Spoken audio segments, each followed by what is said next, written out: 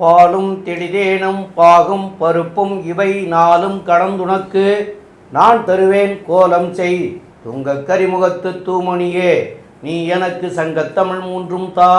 Astro பக்தி Das TV நேயர்கள் அனைவருக்கும் அநேக நமஸ்காரங்கள். சக்தி ஜோதிட குழுவின் சார்பாக மார்கழி மாத பலன்களை பற்றி பார்ப்பதற்காக வந்திருக்கின்றோம். குரோதி வருஷம் மார்கழி மாதம். இந்த குரோதி வருஷம் மார்கழி மாத பலன்களை பற்றி பார்ப்பதற்காக அடியன் சக்தி சோமையாகிய நானும் டாக்டர் KS ஐயங்கார் அவர்களும் டாக்டர் ஹரிஹர சர்மா ஐயா அவர்களும் பேச வந்திருக்கின்றோம். நிகழும் மங்களகரமான குரோதி வருஷம் மார்கழி மாதம். மார்கழி அப்படின்றத பொறுத்தளவுக்கு மாதங்களில் நான் மார்கழி அப்படின்னு சொன்னார் எம்பெருமான் கிருஷ்ண பெருமான். ஒசந்த மாதம், தனுர் மாதம் அப்படின்றது ஒசந்த மாதம். அப்போ இந்த மாதம் பிறக்கும் பொழுது இந்த காலகட்டங்களில் பெரும்பாலும் பெருமாள் கோயில், வைணவ கோயில்களில் திருப்பாவை திருவம்பாவை படிக்கக்கூடிய காலகட்டங்கள். யார் ஒருவன் திருப்பாவை திருவம்பாவை படித்தானாலோ அவனுக்கு கண்டிப்பாக மோட்சத்தில் இடம் உண்டா? மோட்சத்தில் இடம் உண்டு.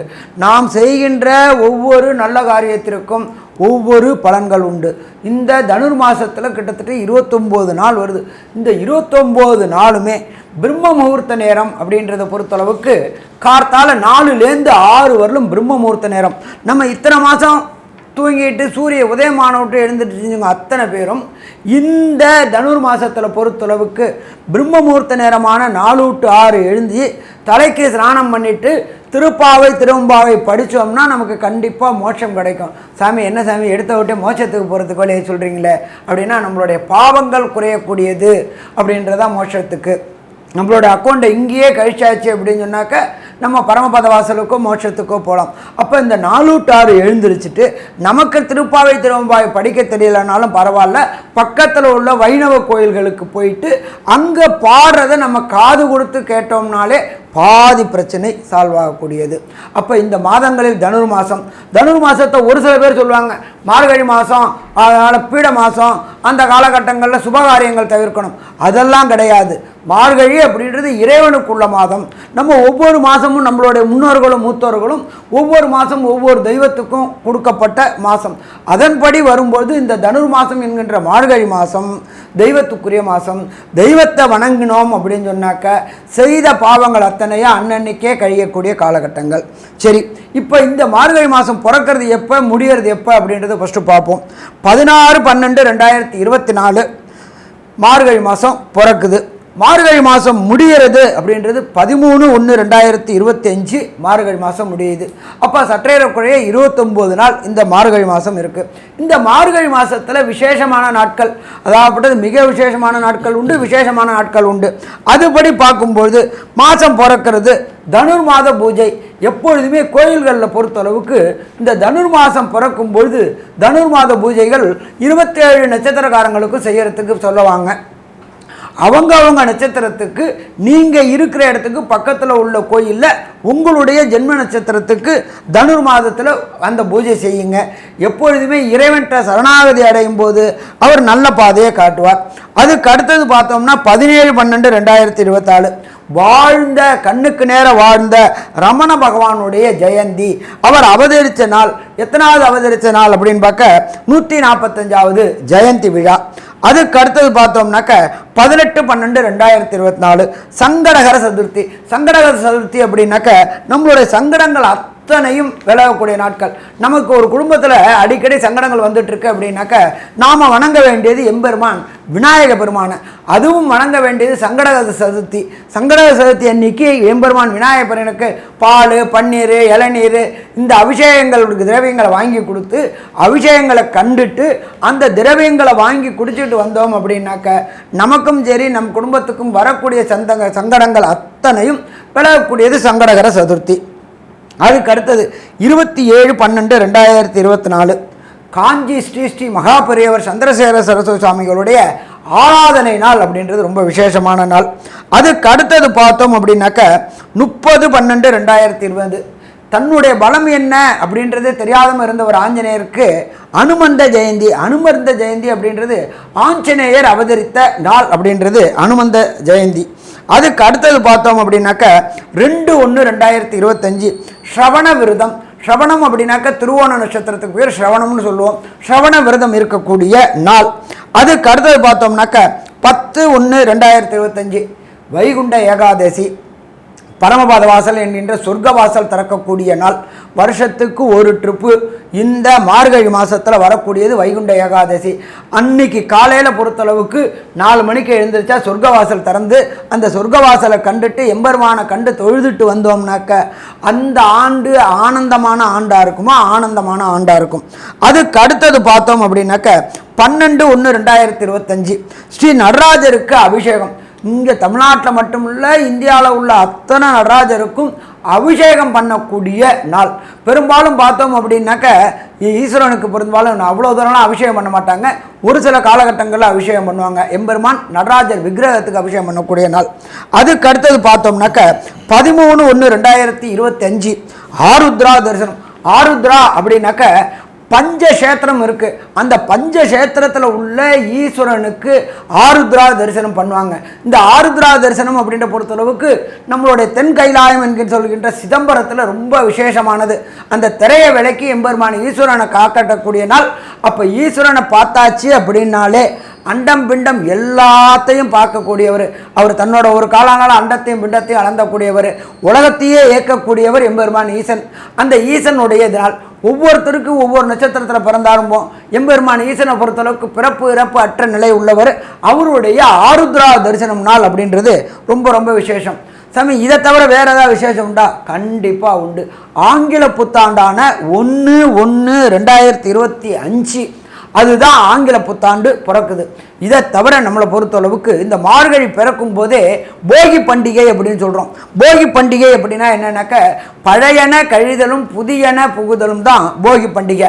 இந்த ஒரு வருஷத்தில் ஒரு போகி பண்டிகை வரும்பொழுது அந்த போகி பண்டிகை அன்னைக்கு பழைய அத்தனையும் வேண்டாத பொருள் அத்தனையும் எரிக்கக்கூடிய நாள். அப்போ எரிக்கக்கூடிய நாளில் நம்மளுடைய செய்த பாவங்களையும் எரிக்கக்கூடிய நாள்.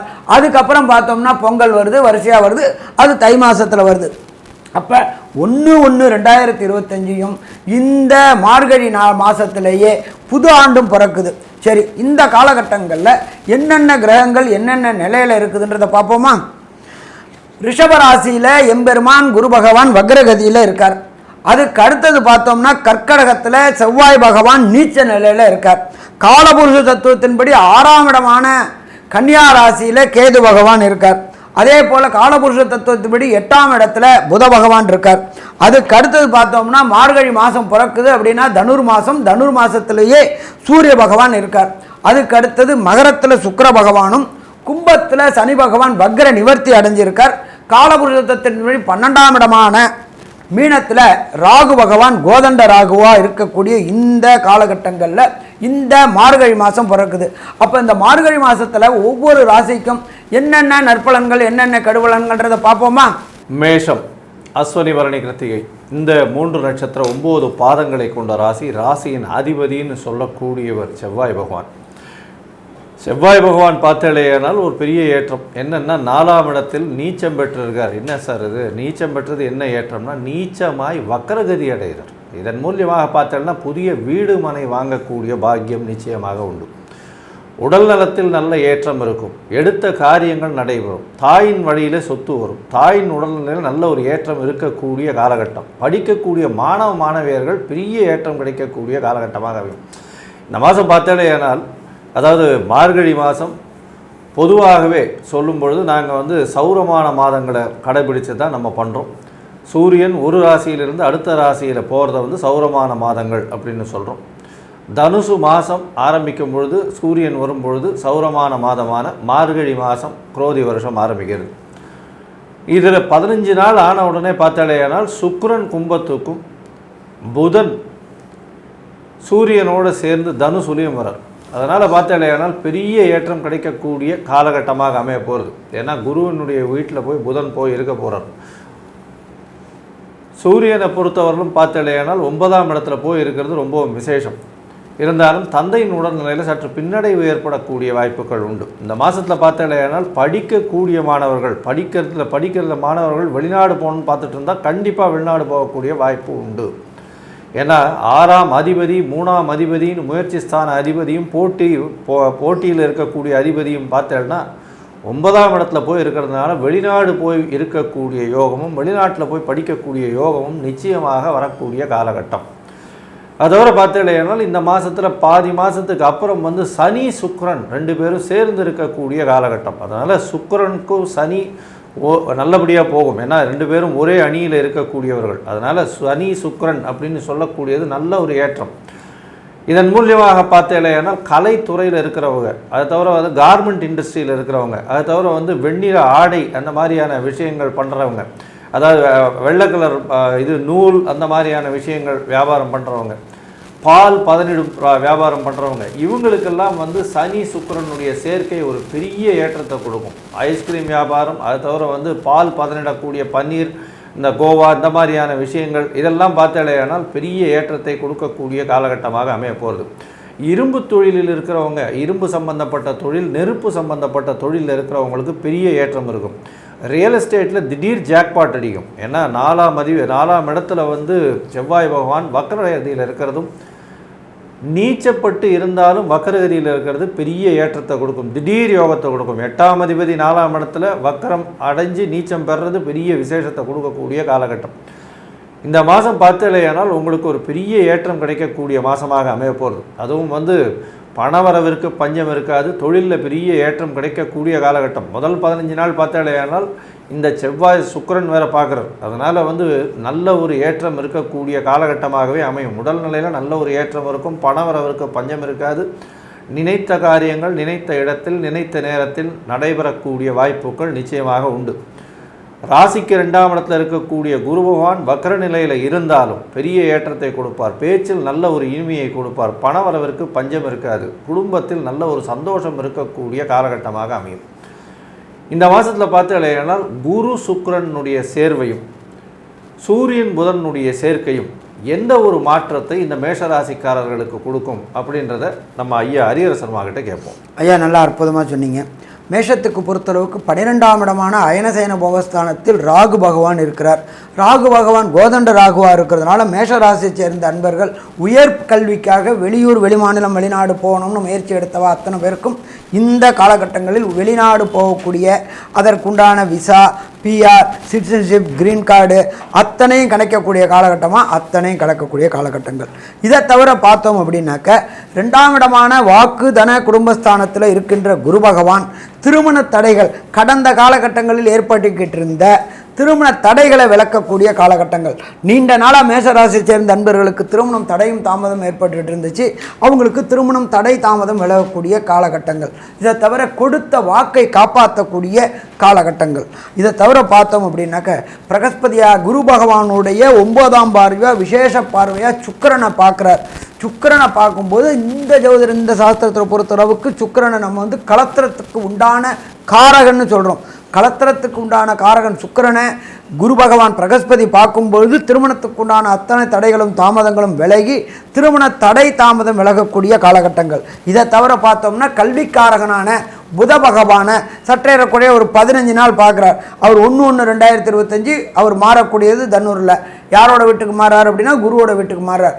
அப்போ இந்த புத குருவும் பார்க்கக்கூடியது, கல்விக்காரகனான புதனை குரு பார்க்கக்கூடியது, நீண்ட நாட்களாக வேண்டிய யூனிவர்சிட்டி சாமி நான் அந்த மாதிரி படிச்சிருக்கிறேன், எனக்கு நான் ஹார்வர்டு யூனிவர்சிட்டியில் போய் படிக்கணும், இதே மாதிரி வெளிநாட்டில் போய் படிக்கணும் அப்படின்னு நினச்சிக்கிட்டு இருந்த மேஷராசி என்பவர்களுக்கு இந்த காலகட்டங்கள் விரும்பிய பல்கலைக்கழகங்களில் விரும்பிய சீட்டு கிடைக்கும்.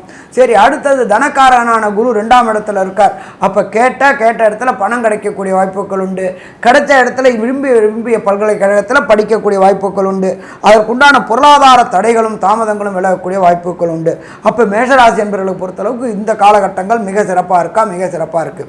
ராசிநாதனான செவ்வாய் பகவான் 4ஆம் இடத்துல நீச்சம் அடைஞ்சு வக்ரமாக இருக்கிறதுனால இந்த ரியல் எஸ்டேட் செய்யக்கூடிய தொழிலதிபர்கள் எப்படினாலே நம்ம செவ்வாய் என்ன சொல்லுவோம் அப்படின்னா பூமிக்காரகன் அப்படிம்போம். பூமிக்காரகனை பொறுத்தளவுக்கு நீச்சம் அடைஞ்சு வக்ரம் அடைஞ்சதுனால ரியல் எஸ்டேட் தொழிலதிபர்கள், அதே போல் மீடியேட்டர்ஸ், வீடு வண்டி வாகனம் வீடு வாங்கி விற்கக்கூடியவங்க, அதே போல் வாடகைக்கு விற்கக்கூடிய புரோக்கர்ஸ் என்று சொல்லக்கூடிய தொழில்கள், இவங்க எல்லாருக்குமே இந்த காலகட்டங்களில் எதிர்பார்த்ததுக்கு மேலே வரும். என்ன சாமி மார்கழி மாதத்தில் குடி போக மாட்டாங்களே, இந்த காலகட்டங்களில் எப்படி அப்படின்னா ஒன்றும் கிடையாது. இதில் ஆரம்பித்தோம் அப்படின்னாக்க தை பிறந்தா வழி பிறக்கும். அப்போ இந்த காலகட்டங்களை நம்ம இந்த ரியல் எஸ்டேட் பிஸ்னஸ் எல்லாம் தொடங்கிறதுக்கான காலகட்டங்களை தொடங்கிட்டு தை 1 தொடங்கும்போது வெற்றி வெற்றி வெற்றி கிடைக்கக்கூடிய வாய்ப்புகளும் உண்டாகும். இதில் இன்னொரு விசேஷம் அப்படின்னாக்க ராசிநாதனான செவ்வாய் பகவான் நீச்சமடைஞ்சு வக்ரகதி அடைஞ்சு சனி பகவானை 11ஆம் இடத்துல பார்க்குறார். இப்போ ஒரு சில பொறுத்தளவுக்கு செவ்வாய் சனி சேர்க்கை, செவ்வாய் சனி பார்வை நல்லதில்லைம்பாங்க. ஆனால் ராசிநாதன் வலுவிழந்து இருக்கிறதுனால, அவர் பலம் பெறதுனாலையும் செவ்வாய் சனி சேர்க்கையில் உடல் நலத்தில் சின்ன சின்ன தொந்தரவுகள் வழிபடக்கூடிய வாய்ப்புகள் உண்டு. அதுவும் பார்த்தோம்னா இந்த யூரினரி இன்ஃபெக்ஷனரி பிறப்புறுப்பு பின்னுறுப்பில் ப்ராப்ளங்கள் வரக்கூடிய வாய்ப்புகள் உண்டு. அதனால் பொது டாய்லெட்டை பயன்படுத்துறதை தவிர்ப்பது ரொம்ப சிறப்பாக இருக்கும். அதில் போல் வெளியில் உணவுகள் வாங்கி சாப்பிட்றதை தவிர்ப்பது நல்லாயிருக்கும் மேசராசி என்பவர்களுக்கு.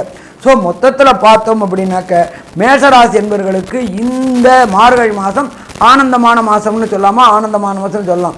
ஆனாலும் ஒரு சில நாட்கள் சுபகாரியங்கள் தவிர்க்கக்கூடிய நாட்கள், அதுக்கு பேர் சந்திராசிரம தினங்கள் அப்படின்னு பேர்.